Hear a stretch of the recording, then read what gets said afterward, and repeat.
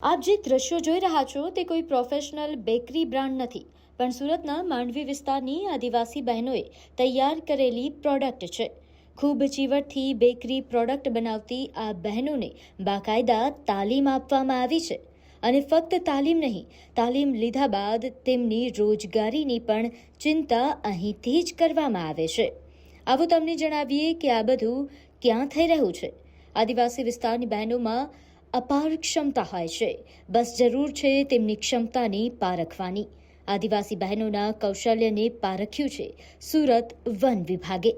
One વિભાગ દ્વારા માંડવી તાલુકાના વિસડાલિયા ગામે સુરત વન વિભાગ દ્વારા અનોખી પહેલ કરવામાં આવી. અહીં વન વિભાગ દ્વારા શરૂ કરાયેલું રૂરલ મોલ એ દેશનું પ્રથમ ટ્રેડમાર્ક પ્રાપ્ત રૂરલ મોલ છે, જે આદિમ જૂથોને રોજગારી અને આત્મનિર્ભર બનાવવાની તક પૂરી પાડી રહ્યો છે. આદિવાસી ભાઈ બહેનોના કૌશલ્યને ધાર આપવા સાથે રોજગારી અને આત્મનિર્ભર બનાવે છે.